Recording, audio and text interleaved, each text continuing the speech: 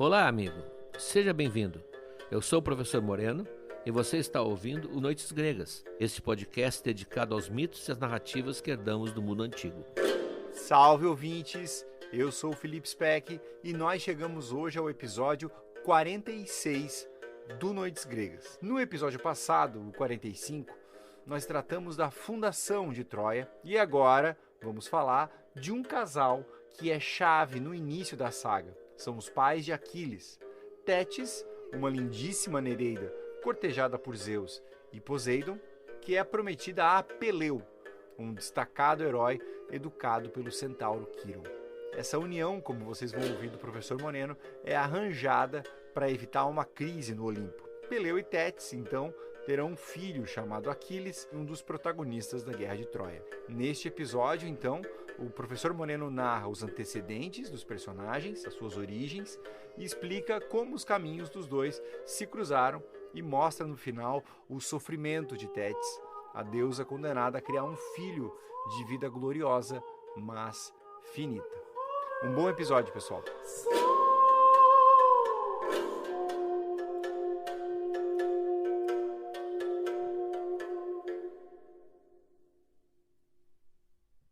No episódio de hoje, vamos finalmente começar a grande saga de Troia.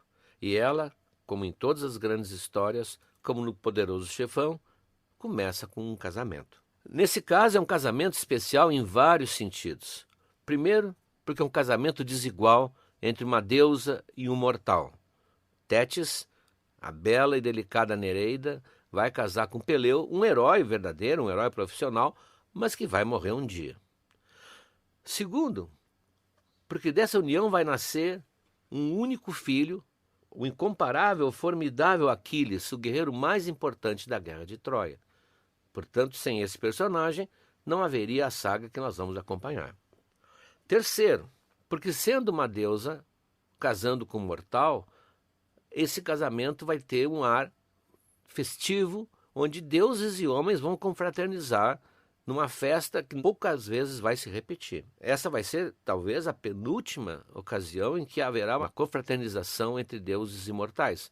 A última é o casamento de Cadmo e Harmonia, a filha de Afrodite, que nós vamos tratar mais tarde, mas já fora da saga de Troia. E quarto e último, porque essa festa vai terminar com um episódio famoso e decisivo, que é o episódio do Pomo da Discórdia, que vai definir o destino dos gregos e dos troianos e vai definir também os partidos que vão ser tomados pelos deuses e deusas nesse combate. A noiva, Tétis, é uma divindade marinha, é uma das Nereidas, assim chamadas as filhas de Nereu e Dóris.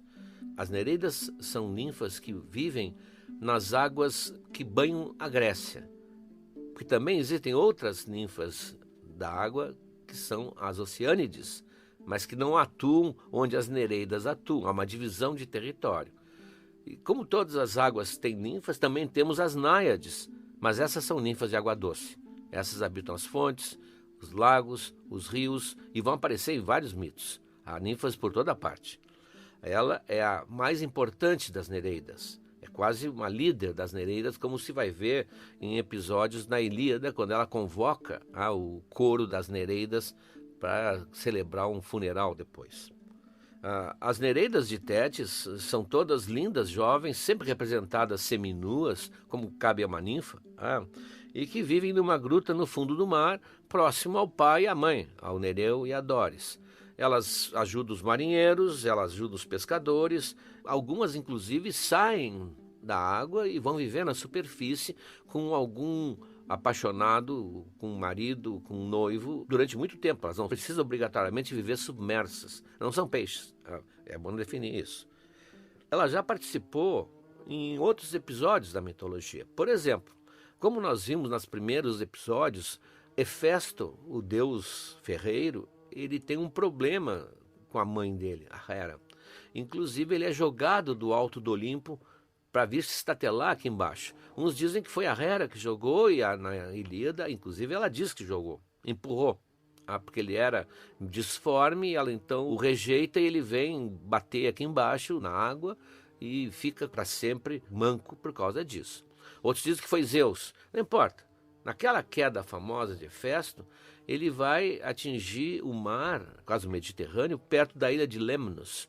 E ali ele é recolhido por Tétis e sua irmã, Eurínome, uma das suas irmãs, e tratado e cuidado até se restabelecer. Ela praticamente o salva, embora ele fosse um deus imortal, mas ela cuida dele e ele, inclusive, para pagar em gratidão, ele se estabelece nessa ilha, que é uma ilha vulcânica e, portanto, tem ligações com vulcões que ele precisa para sua forja. Ele estabelece uma oficina onde ele trabalha como ferreiro para pagar, digamos assim, a hospitalidade que ele teve por parte de Tétis, da sua irmã. Então, ela já participou de um mito importante, que é a recuperação do Hefesto. Há uma outra história que só aparece em Homero, muito curiosa, que é mencionada pelo próprio filho dela, o Aquiles, quando diz: mãe, mas tu és importante, tu ajudaste a salvar Zeus. Esse salvar Zeus é de uma pequena indicação que há na Ilíada de que teria havido um golpe de Estado, uma tentativa de golpe de Estado no Olimpo, de tomada no poder pelos vários deuses, inclusive o Poseidon, a Hera e Atena, o que não é muito plausível. E ele, então, acuado, não sabe como resistir a esses outros deuses, ele é socorrido por Tétis. Tétis vai buscar um dos hecatônquiros. Os hecatônquiros, o nome é... Hecaton é 100, né? Os hecatônquiros são os que têm 100 mãos. São gigantes que têm 100 mãos, 100 braços, na verdade. E um deles, o famoso Briareu, ela vai buscar e como uma espécie de guarda-costas de Zeus. E a presença desse gigante é tão espantosa, porque ele é também de origem titânica, que os outros deuses recuam na sua tentativa de tomar o poder. Muito se procurou encontrar outras referências a esse episódio. Uns dizem que foi Homero, na sua liberdade criativa, que colocou isso como uma forma de mostrar que a Tétis tem uma ascendência sobre Zeus, ou pelo menos Zeus tem uma dívida de gratidão para com ela. Até para a cultura geral, é bom lembrar que a primeira parte desse nome, hecatônquiros, está na palavra hecatombe. Hecatombe, hecatombus, são 100 bois. Era um sacrifício gigantesco, de uma dimensão assim quase inimaginável na Grécia, sacrificar 100 bois, isso era hecatombe. Hoje passou a ser um sinônimo de uma carnificina. E o quiro, hecatônquiros, o quiro é o mesmo elemento que está no quiroprata, é mão. Está na cirurgia também, o K se abrandou para S, mas é a mesma origem que está ali presente. Na verdade, como Monteiro Lobato já dizia, se nós prestarmos atenção à linguagem, nós vamos bater na Grécia sempre.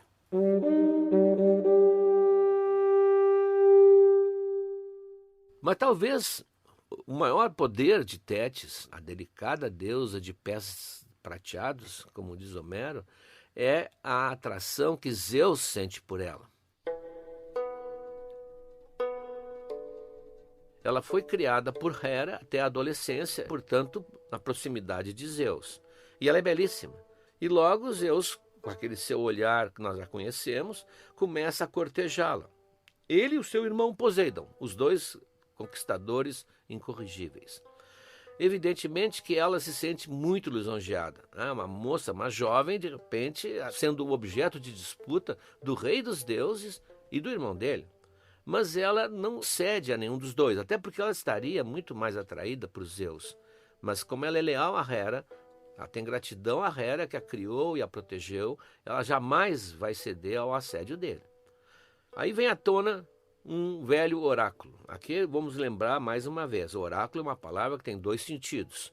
Um sentido é o local onde se fazem profecias. O oráculo de Dodona, o oráculo de Delfos, que está naquela frase, por exemplo, o que tu vai fazer hoje à tarde? Vamos ao cinema? Não, eu vou até o oráculo. Então, um local bem determinado. Outro é profecia.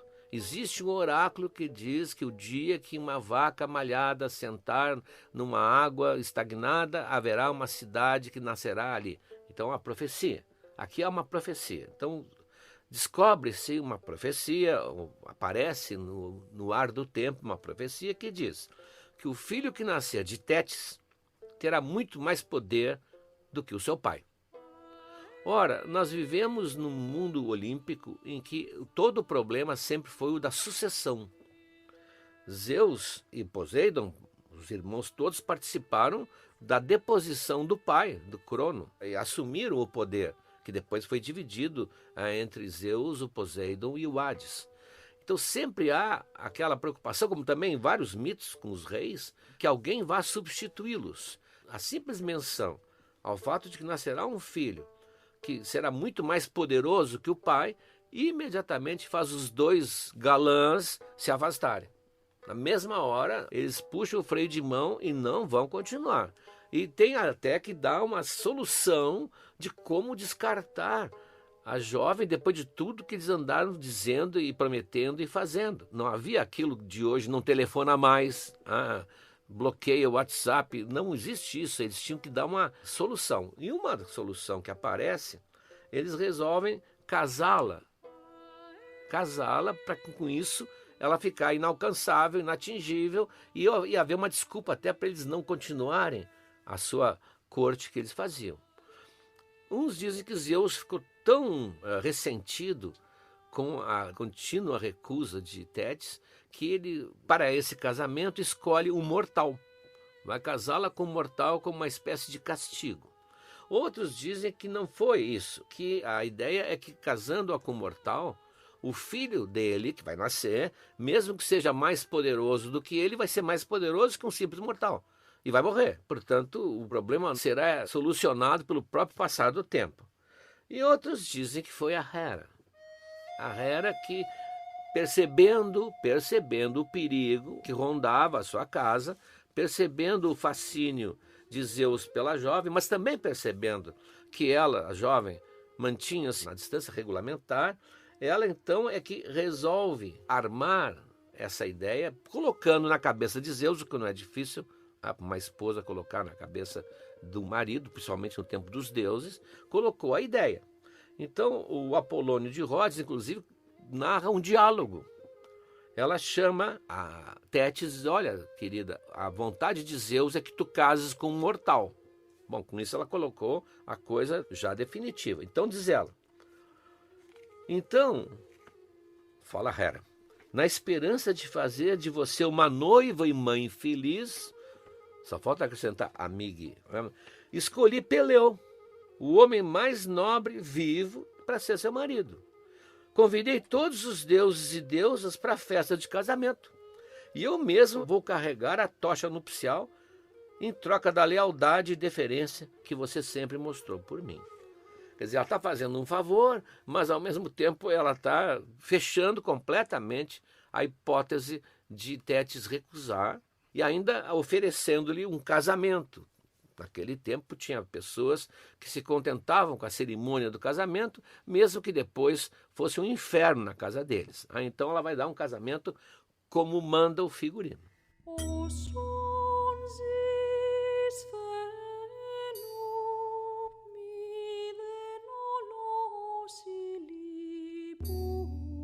Portanto, estava definido o noivo, Peleu. Peleu é um mortal, como diz a própria Hera, mas é um mortal excepcional. Ele é um herói profissional. Ele esteve, como nós já falamos aqui, em todas aquelas façanhas que enriqueciam o currículo de um herói. Ele esteve entre os argonautas, ele também participou da famosa caçada do javali da Calidônia, que nós vimos ser, na verdade, um mamute anão. Quer dizer, ele estava dentro do grupo de elite e era solteiro. É mais importante, solteiro depois de alguns casamentos infelizes. Além disso, ele tinha um grande amigo e protetor. Ele, numa das suas andanças, termina indo a Iolcos, que já apareceu aqui em alguns mitos, e lá o rei Acasto o recebe muito bem, porque é o Peleu, ele tem renome. Mas a rainha, e aí a situação, aquela clássica que já vimos várias vezes, a rainha se apaixona por ele e o assedia no quarto dele. E ele, evidentemente, recusa, a rejeita, e isso a torna vingativa. E ela vai se queixar para o Acasto, mentindo que ele tinha tentado agarrá-la à força, etc, etc. Então o rei fica num dilema. Ele é hóspede, Peleu é hóspede dele, ele não pode fazer nada contra um hóspede, mas também não aceita a situação. Então ele pensa uma forma de se livrar do Peleu. Quando é uma criança, como já vimos várias vezes, a solução é abandoná-lo no monte, na montanha, para que a natureza se carregue sua conta de eliminar a criaturinha. Mas como o Peleu é um guerreiro, não é fácil. Então ele propõe uma caçada no Monte Pelion. E lá nessa caçada, no fim do dia, o Peleu adormece na sombra de uma árvore, ao crepúsculo, e o que faz o Acasto? O abandona e tira a espada dele. Esconde a espada, tem um monte de esterco por ali, esconde a espada e vai embora, deixa-o sozinho, esperando que aconteça o quê? Ora, o Monte Pelion era o local preferido dos centauros. Portanto, era um lugar extremamente perigoso. Nós já falamos aqui, o centauro é, com exceção de um, ou quiçá, ou dois, é um ser extremamente perigoso, muitas vezes violento, assassino, beberrão, inconfiável, e sempre que os centauros aparecem em algum mito é para dar encrenca. O Hércules teve várias vezes choques com os centauros. E realmente é o que acontece. À noite, os centauros percebem que existe um intruso ali e cercam o Peleu. E o Peleu está desarmado. Peleu com a espada dele seria bem diferente.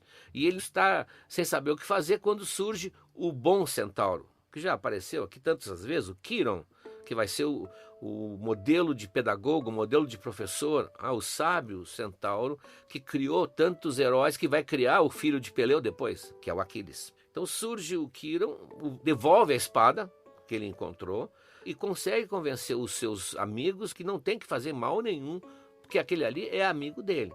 E com isso se cria uma sólida amizade entre o Peleu e o Quiron. Isso sim, outro ponto muito importante no seu currículo.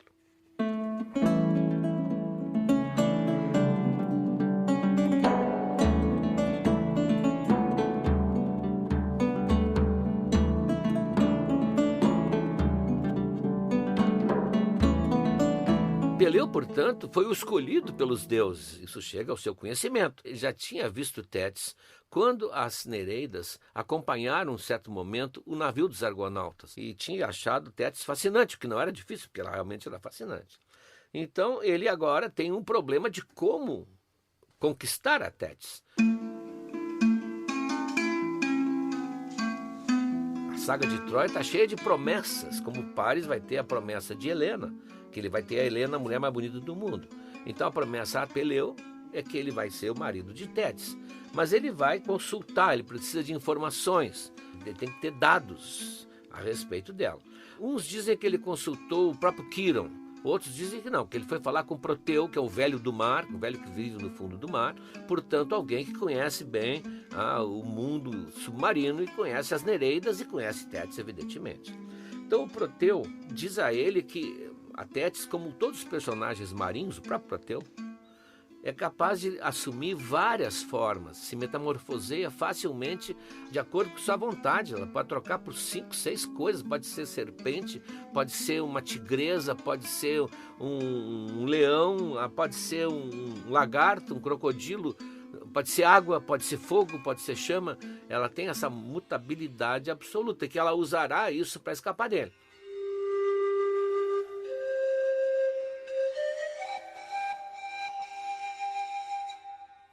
Então, ele tinha que surpreendê-la no lugar onde ela descansa. O seu costume é descansar ou numa caverna, onde ela dorme, na flor d'água, ou num banco de areia, longe da praia, onde ela descansa ou fica no sol, protegida, porque está distante da terra. E tem que surpreendê-la, abraçá-la com força e coragem e aguentar o que virá. É como montar no touro bravio. Segura peão, porque vai ser difícil. Ela vai tentar se transformar em tudo, em coisas perigosas, em coisas assustadoras. Ele tem que ficar firme até que ela complete o ciclo. Como se fosse um ciclo e volte a ser o que ela era. Bom, se ela chegar a voltar ali, vai haver um clique e ela estará submetida a ele e ele vai poder então casar com ela. Bom, o Peleu então, que está disposto com essa chance de desposar a mulher que ele nem imaginava que chegaria perto, ele espera com paciência quando ela vai para esse lugar onde ela repousa. Uns dizem que é numa caverna, outros no banco de areia. Ele subitamente surge e a abraça, prendendo os braços dela e prepara-se para o que virá. E realmente ela passa por um ciclo de mutações, e ele enfrenta o calor da chama, o frio da água, escapa dos dentes da pantera e assim vai até que ela volta ao normal e se declara vencida. Mas quase com um lamento, ela diz: você não teria me vencido sem a ajuda de algum Deus. Ou seja, ela percebe tristemente que nos bastidores alguém havia dado o serviço, havia alguém fornecido a instrução de como domá-la. E ela, obviamente, vai pensar em Zeus, em Poseidon. Ela se sente derrotada e vai casar com ele.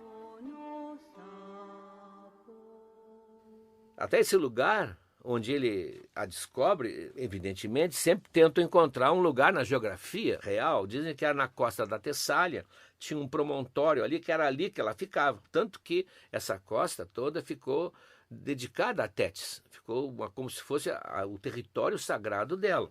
Quando os persas, e aí é a história, quando os persas, em 490 a.C., invadiram a Grécia, ali naquele promontório houve um grande naufrágio da armada persa e eles imediatamente construíram um templo, sacrificaram vários sacrifícios a Tétis para tentar apaziguar essa divindade que estaria ali tomando conta dos gregos. Quer dizer, ainda se misturava a lenda com a geografia.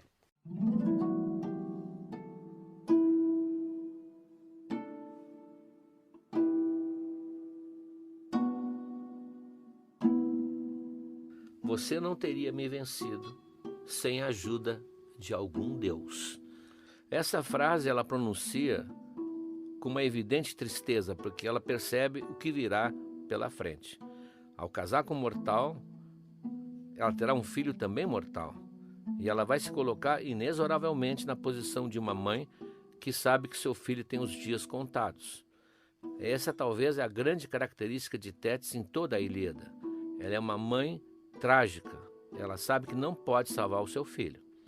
Esse sofrimento é uma maneira indireta de um Deus sofrer com a vulnerabilidade da vida, coisa que eles não conheciam.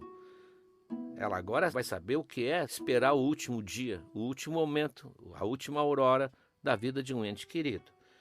O curioso é que, talvez nem tanto devido ao machismo da sociedade da época, dos mitos, é que isso ocorre com as deusas, não com os deuses. Os deuses, na sua relação com mulheres mortais, têm vínculos passageiros. Eles não têm esse vínculo que a mãe tem com o filho. Ela vai sofrer de uma forma intensa, sempre com lágrimas e chorando já de antemão a morte do filho, que diz para ela, ele próprio diz: mãe, você me deu uma vida muito curta. E ela ouve esse lamento e não pode fazer nada.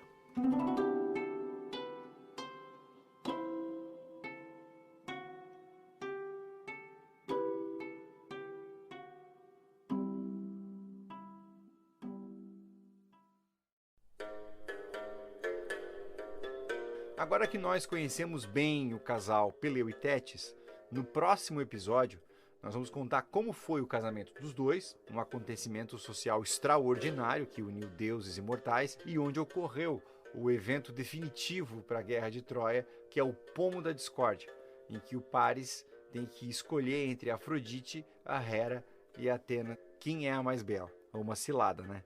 Eu acabei de publicar também lá no nosso site, na área do apoiador, o nosso conteúdo exclusivo. Tem uma dobradinha magnífica lá. Tem um texto do Ovídio, que conta a história de Peleu e Tétis e mostra especificamente a bravura e a glória do Peleu, e temos um texto do Lacarrière falando da Tétis, a sua complexidade e tristeza. Além disso, tem um conjunto de gravuras, terracota, mosaico, mostrando os mitos que nós tratamos aqui. E antes de sair, eu quero agradecer mais uma vez o apoio, tanto de quem nos ouve e compartilha, quanto daqueles que vão ao nosso site e fazem uma contribuição mensal para que a gente possa seguir com esse projeto no ar. Esse apoio é tão importante que a gente faz questão de publicar materiais exclusivos no site, como esses que eu acabei de mencionar, além do curso Mitologia na Arte e outros materiais também que nós estamos preparando para publicar nas próximas semanas. Vocês vão saber, eu vou avisar aqui, mas tem coisa boa vindo por aí, tá bem? Um abraço para todo mundo e a gente se encontra na semana que vem em mais uma Hora do Oráculo. Até lá!